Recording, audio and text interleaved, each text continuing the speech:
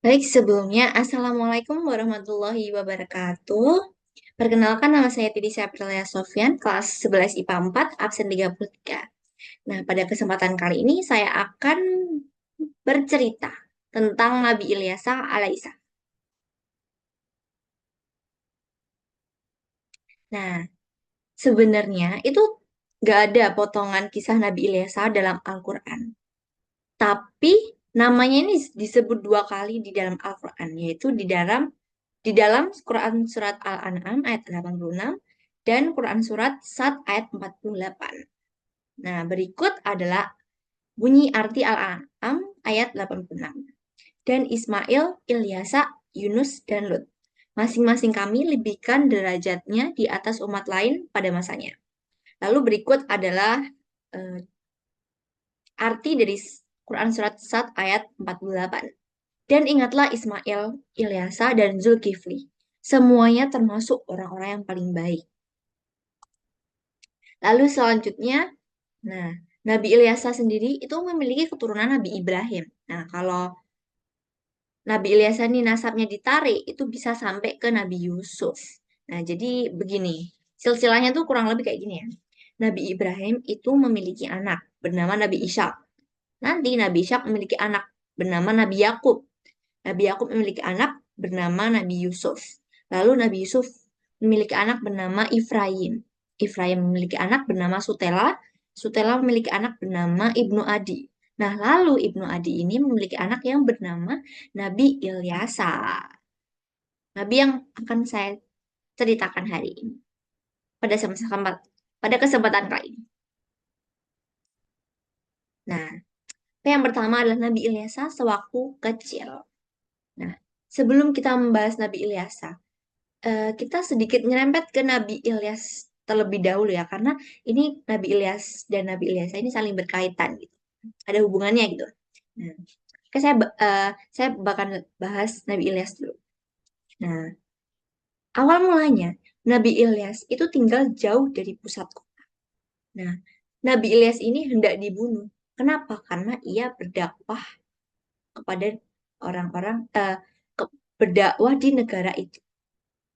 Nah, lalu Allah memberikan wahyu kepada Nabi Ilyas melalui malaikat Jibril agar Nabi Ilyas melarikan diri dan bersembunyi di Gunung Kasiun. Nah, sebelum sampai Gunung Kasiun, Nabi itu melewati kota-kota hingga ke ujung kota. Nah, sampailah dia pada suatu rumah. Dan ternyata rumah itu tuh sebenarnya belum pernah dia datangi untuk berdakwah. Karena semua rumah karena semua rumah yang ada di sana itu tuh sudah Nabi Ilyas datangi untuk berdakwah kecuali satu rumah itu. Nah, akhirnya Nabi Ilyas itu bertamu ke rumah itu. Lalu saat Nabi Ilyas bertamu, nah ternyata terdapat seorang anak kecil yang sedang sakit. Nah, kalian bisa tebak itu siapa, anak kecilnya itu siapa? Nah, ya benar. Anak kecil itu adalah Nabi Ilyas waktu kecil. Nah, lalu singkat cerita Nabi Ilyas kemudian berdoa kepada Allah, memohon kesembuhan untuk Nabi Ilyasa kecil itu tadi. Nah, lalu Allah menyembuhkan Nabi Ilyasa dari penyakitnya. Nah, lalu orang tua Nabi Ilyasa bertanya kepada Nabi Ilyas, siapa Anda sebenarnya?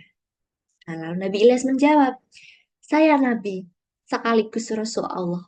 Saya Ilyas. Nah, lalu orang tua Nabi Ilyasa pun bertanya kembali, dari mana dan hendak kemana Anda? Nah, lalu Nabi Ilyas menjawab, saya sedang melarikan diri dan saya sedang menuju ke suatu tempat untuk bersembunyi. Nah, lalu Nabi Ilyasa pun yang tadi sudah sembuh itu mengetahui ternyata Nabi Ilyas adalah seorang nabi. Nah, lalu Nabi Ilyasa pun menawarkan diri untuk ikut sukarelawan dengan Nabi Ilyas. Nah, Nabi Ilyas selalu bertanya dong, untuk apa kamu ingin ikut dengan saya?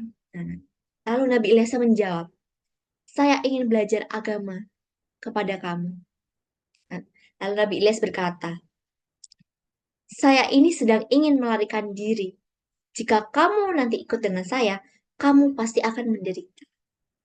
Lalu Nabi Ilyas menjawab, tidak apa, saya tidak masalah dengan itu. Lalu singkat cerita, orang tuanya pun juga mengizinkan Nabi Ilyasa untuk pergi dengan Nabi Ilyas. Nah, lalu Nabi Ilyas dan Nabi Ilyasa pun langsung pergi ke Gunung Kasyun. Lalu mereka tinggal di dalam gua selama 10 tahun. Mereka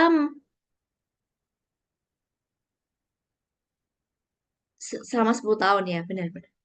Lalu mereka em, menghabiskan waktu di sana untuk menuntut ilmu. Nah, selama 10 tahun itu, Nabi Ilyasa belajar teori agama kepada Nabi Ilyas dengan kesederhanaan di dalam goa. Lalu selanjutnya, nah, setelah 10 tahun itu, mereka akhirnya turun gunung, lalu pergi ke rumah Nabi Ilyasa. Informasi aja orang tuanya Nabi Ilyasa di sini masih hidup. Walaupun udah 10 tahun, mereka masih hidup, alhamdulillahnya. Nah, lalu di sanalah mereka tinggal dan mulai berdakwah lagi. Mereka berdua ya, Nabi Ilyas dan Nabi Ilyasa. Nah, setelah 10 tahun berdakwah di sana, sampai mendapatkan umat kurang lebih 1.000 atau ada yang mengatakan 10.000 umat. Nah, setelah mereka mendapatkan umat itu, mereka ketahuan oleh warga negara Ba'laba itu. Nah, lalu warga di sana tuh ingin membunuh mereka berdua. Tapi ternyata umat Nabi Ilyas dan Nabi Ilyasa duluanlah yang sudah ditangkap dan dibunuh oleh si warga negara Ba'laba ini. Termasuk orang tuanya Nabi Ilyas mati karena dipenggal. Tapi Nabi Ilyas tentu saja merasa tenang karena tahu orang tuanya itu meninggal dalam keadaan imannya masih Islam gitu. Nah, lalu setelah orang-orang ini membunuh umat umat Nabi Ilyas dan Nabi Ilyasa, mereka pun masih terus mencari dan mengejar-ngejar Nabi Ilyas dan Nabi Ilyasa ini. Bahkan sampai ke Gunung Kasyun, bahkan sampai ke gua yang mereka tinggal sebelumnya itu sampai dicari-cari, harus sampai ketemu itu.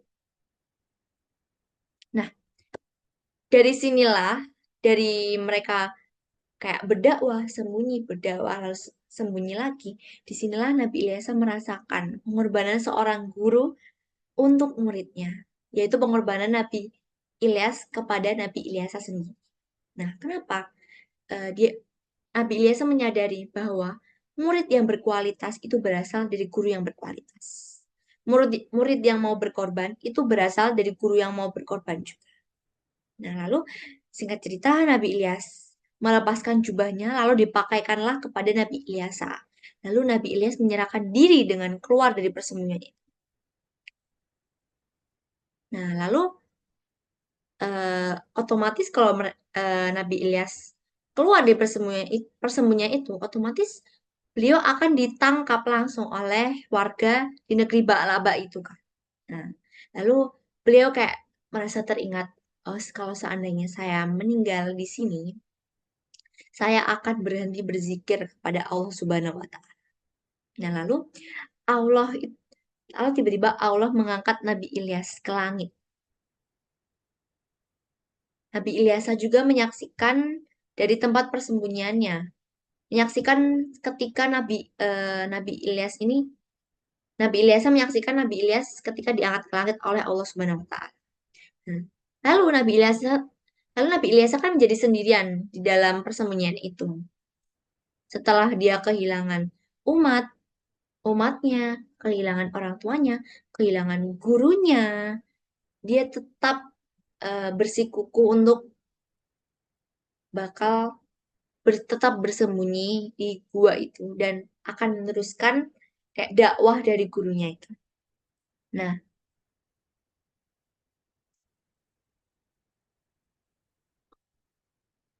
lalu nih, kan Nabi Ilyas tetap berada di gua itu untuk bersembunyi sampai mendapatkan wahyu dari Allah Subhanahu wa taala. Nah, akhirnya Allah Subhanahu wa taala itu memberikan wahyu yaitu perintah untuk berdakwah lagi nih. Nah, Lalu Nabi Ilyasa pun turun gunung maksudnya, turun gunung lalu berdakwah lagi ke negeri Ba'laba itu. Nah, tapi tidak ada orang beriman lagi yang tersisa di dalam negeri tersebut, karena kan tadi udah dibunuh-bunuh kan oleh sama warga di negeri Ba'laba itu. Nah, jadi sisanya nggak ada tuh orang beriman di sana. Nah, lalu orang-orang yang tidak beriman pun tidak mengenali Nabi Ilyasa. Nah, lalu Nabi Ilyasa ingat senjata paling utama yang sering digunakan oleh gurunya atau yang sering digunakan oleh Nabi Ilyas itu adalah doa. Lalu Nabi Ilyas mulai menerapkan itu kepada kehidupan sehari-harinya. Lalu sampai di mana hari pertama Nabi Ilyas berdakwah. Nah, hari pertama beliau berdakwah itu beliau menemukan sebuah keluarga yang dimana suaminya ini merupakan pedagang minyak. Lalu tapi bukan lalu, tapi dia terjerat hutang yang sangat besar. Lumayan lah hutangnya itu. Lalu suaminya itu meninggal dan menyisakan seorang istri dan kedua anak. Kemudian datanglah itu penagih hutang menemui sang istri. Kita sebut perempuannya aja ya, sang perempuannya ini yang setelah kehilangan suaminya yang tapi ya yang suaminya meninggal ini, kita bilang perempuan aja ya. Nah, si perempuan ini didatangi tuh oleh penagih hutang.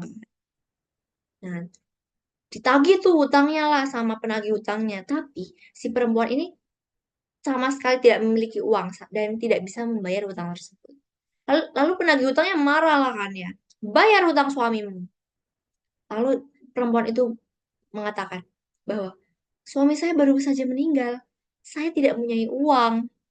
Tapi penagih hutang itu tidak peduli, bro. Tidak peduli. Uang tetaplah uang, mati tetaplah mati. Kayak walaupun suami mati, uangnya harus kembali kepada aku. Gitu, katanya.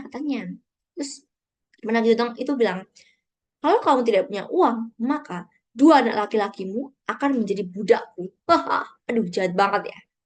Emang jahat banget sih. Lalu perempuan itu mengatakan, janganlah kau ambil anak-anakku. Aku sudah, aku cukup kehilangan suami. Tidak dengan anak. Aduh. Lalu Nabi Ilyas pun datang. Lalu berkata, saya akan bayar besok pagi hutang ini. Saya akan menjaminnya. Nah, setelah mendengar ucapan Nabi Ilyas yang akan melunasi hutang itu, sang penagih hutang itu pun langsung aja cabut aja begitu aja. Pergi tuh langsung dari rumah itu kan. Nah, setelah penagih hutang itu pergi, Nabi Ilyas pun memperkenalkan dirinya. Saya Ilyasa dan seterusnya gitu kan. Nah, lalu Nabi Ilyas mengatakan bahwa permasalahan hutang perhutangan ini bisa kita minta solusinya kepada Allah Subhanahu wa taala. Tapi syaratnya adalah berimanlah kepada Allah Subhanahu wa taala. Nah, lalu Nabi Ilyasa di sini bertanya, apakah masih ada minyak yang tersisa di sini? Nah, kan kenapa Nabi Ilyasa tanya minyak?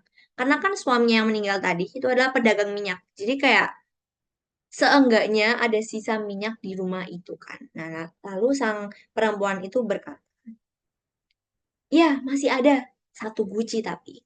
Nah, lalu Nabi Ilyasa pun berkata, tutup semua pintu, kumpulkan semua guci yang ada. Lalu bawa satu guci yang ada minyaknya tadi. Udah kan? Nah, udah tuh. Sontak ruangan mereka pun dipenuhi dengan wadah-wadah guci-guci yang kosong gitu.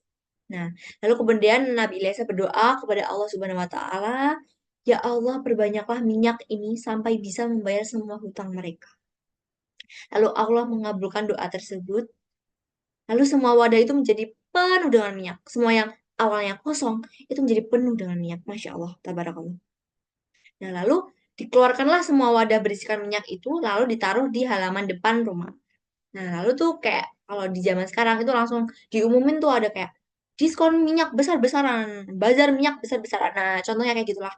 Nah, lalu warga-warga di sana pun tertarik lah. Yang diskon tuh apa sih yang nggak menarik ya kan? Diborong pun nggak apa-apa, yang penting diskon. Nah, Nah, dengan adanya itu, diskon murah-murahan itu, nah sebelum tengah hari pun minyak jadi sudah habis. Lalu uang yang terkumpul itu bisa melunasi separuh hutang yang dimiliki oleh perempuan tersebut. Lalu perempuan tersebut berkata seperti ini, anak saya satu sudah selamat, tapi kurang satu lagi. Nah, kenapa kurang satu lagi? Karena kan uang yang terkumpul baru setengah. Setengahnya mana? Anaknya kan ada dua, ya kan? Anak satunya belum selamat itu. Nah, lalu orang-orang yang menunggu diskon minyak ini masih menunggu tuh di luar, walaupun minyaknya udah habis tuh. Nah, lalu Nabi Ilyas pun mengisi ulang wadah yang kosong dengan minyak. Nah, lalu dibazarkan lagi tuh. Nah, jual belikan lagi tuh sama warga-warga di sekitar sana. Nah, sampai sore pun alhamdulillahnya minyaknya sudah habis. Nah, lalu keesokan harinya uangnya yang sudah terkumpul itu pun dibayarkan kepada penagih hutang. Nah, akhirnya tuh hutangnya lunas, alhamdulillah. Nah, dari situlah kita bisa mengetahui bahwa mukjizat Nabi Ilyas adalah berdoa meminta sesuai dengan kebutuhan dakwahnya. Nah, dengan mukjizat doa seperti itulah Nabi Ilyas mengumpulkan umat satu persatu. Nah, keimanan umatnya itu pun disembunyikan. Jangan sampai orang-orang tahu. Kenapa? Karena takutnya kalau orang-orang tahu, lebih tepatnya kalau warga-warga yang Ba'laba tadi tahu, itu nanti takutnya umatnya itu bakal dibunuh lagi kayak yang sebelum-sebelumnya tadi kan dibunuh kan. Nah, Nabi Ilyas tidak menginginkan hal seperti itu terjadi. Nah, lalu beliau memutuskan untuk berdakwah secara diam-diam. Nah, contoh lain nih, beliau berdakwah diam-diam itu kayak misalnya ada orang sakit tuh. Nah, langsung Nabi Ilyas mengajaklah dia untuk beriman kepada Allah Subhanahu wa taala. Dengan cara apa? Dengan cara beliau mengatakan bahwa yang memberikan sakit adalah Allah Subhanahu wa taala. Yang menciptakan penyakit juga Allah Subhanahu wa taala. Yang menyembuhkan penyakit juga Allah Subhanahu wa taala. Maka berimanlah kepada Allah Subhanahu wa taala. Maka saya akan membantu dengan cara mendoakan kamu agar kamu cepat sembuh dari sakit. Nah, seperti itu. Nah, lalu Nabi Ilyas berdoa, lalu orang yang sakit ini pun jadi sembuhlah. Nah, setelah sembuh, dia menjadi beriman kepada Allah Subhanahu wa taala. Nah, contoh lain nih, ada misalnya ada nih orang miskin atau lebih tepatnya kayak orang ini pengeluarannya lebih banyak daripada pemasukannya. Nah, lalu Nabi Ilyas memberitahu bahwa rezeki ini tuh bisa dibagi menjadi 4 waktu. Contohnya rezeki pagi, rezeki siang, rezeki sore, rezeki malam. Contoh gampangnya kayak gini. Orang berdagang pagi, siang, sore, malam itu pasti berbeda kan. Contohnya tuh, kalau yang pagi ada bubur, siang ada es doger, es dawet, enak banget pokoknya itu. Sore ada gorengan, ada sempol, lalu malam ada kayak martabak telur, pecel lele, dan lain-lain. Nah, jadi rezeki itu bisa dibagi menjadi pagi, siang, sore, dan malam. Seperti itu. Nah, lu orang yang miskin ini tadi kayak menerapkan lah sesuai dengan perkataan Nabi Ilyas. Nah, lalu orang ini menjadi beriman kepada Allah Subhanahu wa taala. Nah, seperti itu. Lalu selanjutnya yang kabar yang sangat tidak menyenangkan adalah dakwah Nabi Ilyas akhirnya ketahuan oleh Raja Ba'laba II. Apa yang sembunyi-sembunyi itu pasti akhirnya ketahuan juga nggak sih? Ya nggak sih? Kayak contohnya tuh Backstreet. Kamu udah menjaga itu hubungan Backstreet kamu dengan pasangan kamu. Tapi temanmu satu orang teman itu sudah mengetahui, pasti akan mengetahui sih lebih tepatnya.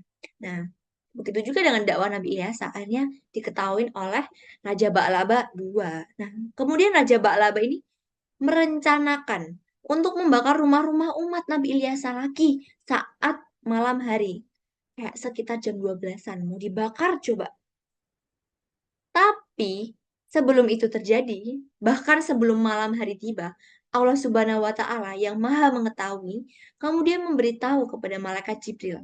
Lalu malaikat Jibril turun memberitahu kepada Nabi Ilyas tentang rencana jahat yang sedang dirancangkan oleh Raja Ba'laba II ini. Selamatkan dirimu dan umatmu. Tinggalkanlah negeri ini sekarang. Begitu kira-kira. Lalu Nabi Ilyas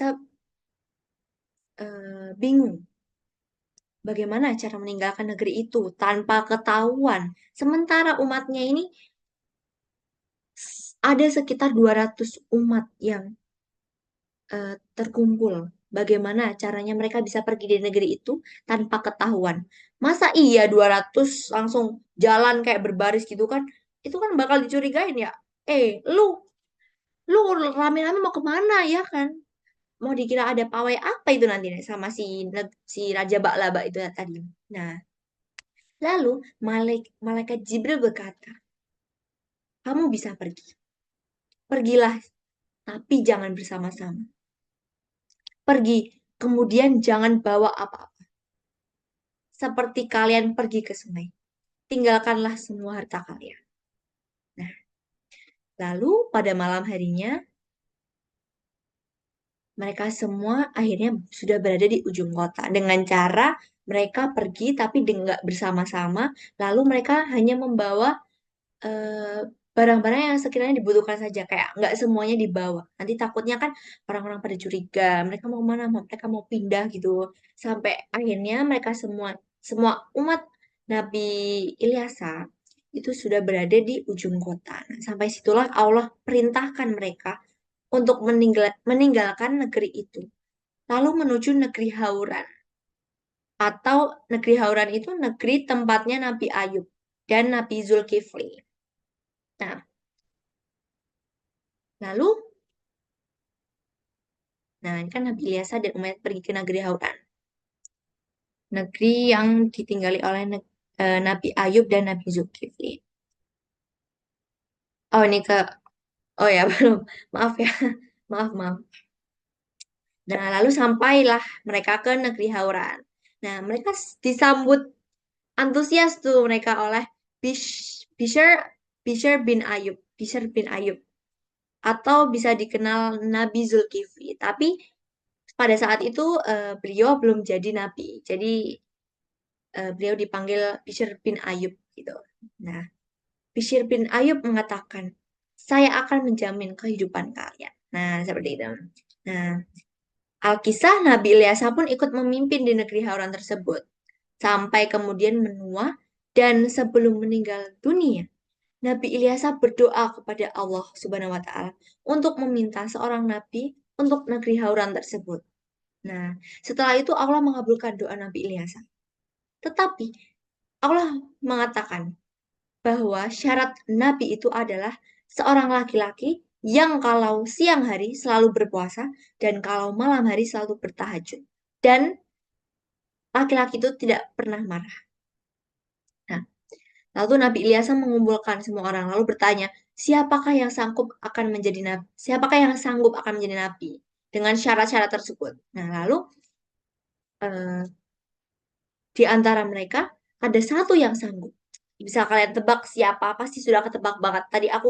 Sudah tadi saya sudah mention namanya di depan. Siapa? Ya, betul. Bishr bin Ayub atau Nabi Zulkifli.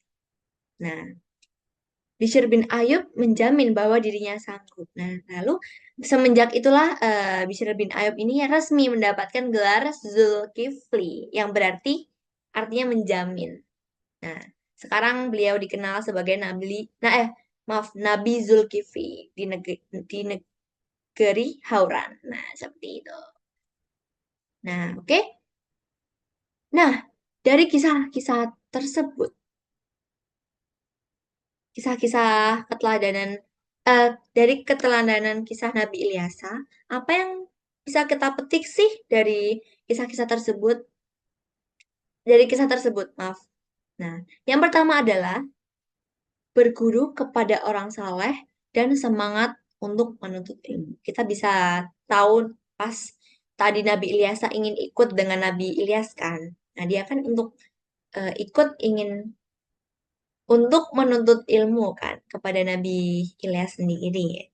Nah, lalu yang lainnya, yang kedua adalah meninggalkan semua hartanya demi berada di jalan Allah. Kita bisa lihat waktu umat Nabi Ilyasa pergi dari negeri Baklaba tadi menuju ke Hauran tadi kan mereka meninggalkan harta mereka dan mereka hanya membawa barang-barang yang sekiranya dibutuhkan. dalam perjalanan gitu. Nah, yang ketiga adalah ikhlas untuk segala sesuatu yang sudah Allah Subhanahu wa taala hendaki. Tadi kan Nabi Ilyasa sudah kehilangan umatnya, orang tuanya, lalu gurunya sekaligus kan. Karena tadinya ya karena kisah tadi ya sudah saya ceritakan tadi ya. Nah, tapi Nabi Ilyasa menghadapi cobaan itu dengan ikhlas karena Nabi Ilyasa tuh tahu jika Allah sudah menghendaki itu pergi, maka ikhlaskan.